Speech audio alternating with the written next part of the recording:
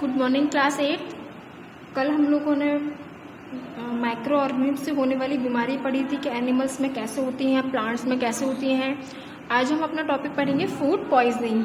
Food poisoning क्या होता है कि खराब खाने की वजह से जो हम उसे खा लेते हैं उससे हमें फूड पॉइजनिंग हो जाती है। ठीक है ना, तो उसके बारे में हम पढ़ते हैं। फूड पॉइजनिंग में देखो क्या होता है, अगर हम अपना खाना ढंग से प्रॉपरली उसे कवर नहीं करेंगे, ढंग से उसे नहीं रखेंगे और खुला छोड़ देंगे या फिर गंदे बर्तन में रखेंगे तो उससे क्या होगा, खाना जो है हमारा ख़राब हो जाएगा। ख़राब कैसे होगा, उसमें काफ़ी सारे जो बैक्टीरियाज हैं, माइक्रो ऑर्गेनिज्म है, बैक्टीरिया जैसे कि बैक्टीरिया है, फंगस है, वो क्या करेंगे, उस पर आके बैठ जाएंगे और खाने को ख़राब करने लगेंगे। ठीक है ना। कुछ माइक्रो ऑर्गेनिज्म हमारे खाने पे बैठते हैं और क्या कर देते हैं, उन्हें टॉक्सिक बना देते हैं, यानी पॉइजनस, इट मीन्स उन्हें जहरीला बना देते हैं। ठीक है ना। तो खाना जब ख़राब होता है तो क्या होता है, पहले तो उसमें से ख़राब गंदी स्मेल आने लगती है और उसका जो टेस्ट है वो भी चेंज हो जाता है और उसका कभी कभी कलर भी चेंज होता है। जैसे आपको ये ब्रेड दिखाई दे रहा है, इसमें ये ग्रीन ग्रीन स्पॉट्स देख रहे हैं, ये क्या है, फंगस है। आप लोगों ने देखा होगा अगर ब्रेड को कभी घर में 4-5 दिन से ज़्यादा रख लो तो उसमें इस टाइप के फंगस आने लगते हैं। तो इसका मतलब क्या है, इसमें कुछ माइक्रो ऑर्गेनिज्म अपने जो पॉइजनस टॉक्सिन है उसको ग्रो करने लगे हैं। ठीक है ना, और जो ब्रेड जो है ख़राब हो जाता है, यानी फंगस आ जाता है ब्रेड पे। ठीक है ना। तो अगर किसी हमारे जो खाने पे ज़्यादा अमाउंट में माइक्रो ऑर्गेनिज्म आ जाएंगे तो वो क्या करेंगे, हमारे लिए बीमारी फैला देंगे। ठीक है ना। उसी को हम क्या बोलते हैं, फूड पॉइजनिंग बोलते हैं।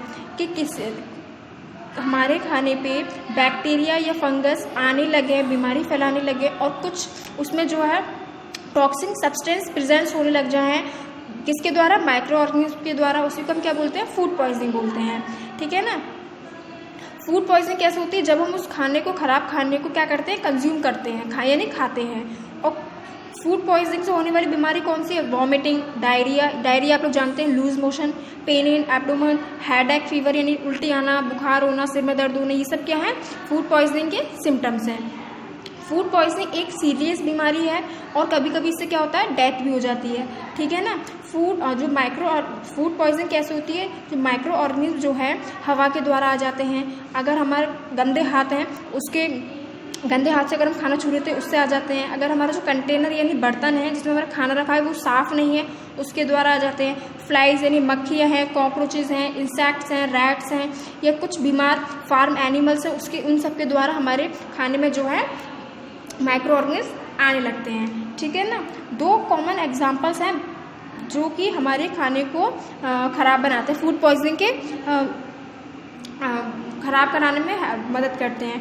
बैक्टीरिया सैल्मोनेलिया एंड बैक्टीरिया क्लोस्ट्रीडियम बोटुलिनियम, ये 2 बैक्टीरिया के नाम हैं जो हमारे खाने को ख़राब करते हैं और फूड पॉइजनिंग फैलाते हैं। ठीक है ना।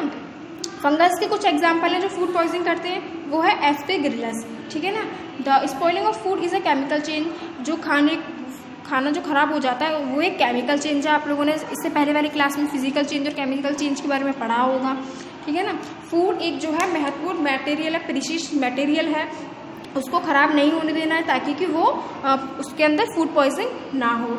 तो हमें इससे बचने के लिए, फूड पॉइजनिंग से बचने के लिए हमें फूड को क्या करना चाहिए, प्रिजर्व करना चाहिए, यानी कि उसे ढंग से रखना चाहिए, ख़राब नहीं होना चाहिए कि उसे हमें कैसे उसकी ठीक तरीके से रख सकते हैं और उसे ख़राब होने से बचा सकते हैं। तो हम फूड प्रिजर्वेशन ऑफ फूड के बारे में पढ़ते हैं, यानी कि खाने को प्रिजर्व यानी ढंग से रखना चाहिए ताकि कि फूड हमारा ख़राब ना हो। अब जैसे हमारे कुछ फूड मटेरियल्स हैं like milk, fruit, vegetables, meat, fish and cooked food, ये सब क्या हमारा बहुत जल्दी ख़राब हो जाते हैं क्योंकि इनमें काफ़ी सारा वाटर प्रेजेंट होता है और वाटर प्रेजेंट होता है तो माइक्रो ऑर्गेनिज्म क्या है, उस जगह बहुत जल्दी ग्रो करने लगते हैं और क्या करते हैं, वो खाने को बहुत ही आसानी से ख़राब कर देते हैं। ठीक है ना। जैसे कि मिल्क है, फ्रूट है, वेजिटेबल है, मीट है, फिश है, कुक्ड ऑयल है, इन सबको ख़राब कर देते हैं। अब हमें इस खाने को बचाने के लिए, प्रिवेंट करने के लिए क्या करना चाहिए, कुछ मेथड्स का, कुछ टेक्निक का यूज़ करना चाहिए ताकि कि हमारा जो खाना है, फूड है, वो प्रिजर्व हो सके। The process in which the food material are giving a suitable physical or chemical treatment to prevent their spoilage is called food preservation। Physical या केमिकल ट्रीटमेंट के द्वारा हमें अपने फूड पे जो करना चाहिए खाने को बचाने के लिए, उसी को हम क्या बोलते हैं, food preservation. Some of the method of food preserving food are, कुछ मेथड्स हैं जैसे हम अपने खाने को प्रिजर्व कर सकते हैं, बचा सकते हैं। सन ड्राइंग यानी डिहाइड्रेशन यानी सुखाना धूप में, हीटिंग हीट करना, cooling, deep freezing, addition of common salt, addition of sugar, addition of mustard oil and vinegar, use of special chemical preservation such as sodium metabisulphite, sodium benzoate and citric acid, pasteurisation, packing food in air tight packets. ठीक है, ये सब आपके क्या है, methods हैं जिनको हम क्या कर सकते हैं, प्रिजर्व कर सकते हैं। और ये सारे ही मेथड जो हैं क्या है, हर फूड की अलग अलग तरह के होते हैं, तो अलग अलग फूड क्या है, अलग अलग तरीके से प्रिजर्व किए जाते हैं। अब हम एक एक करके फूड के प्रिजर्वेशन के मेथड पढ़ेंगे कि कौन से मेथड में फूड को किस तरह से प्रिजर्व किया जाता है। तो आप पहले इसको इतना पढ़िएगा, कल मैं आपको इसके मेथड्स को क्या करूँगी, एक्सप्लेन करूँगी। ठीक है बच्चों, अभी के लिए इतना ही। Thank you.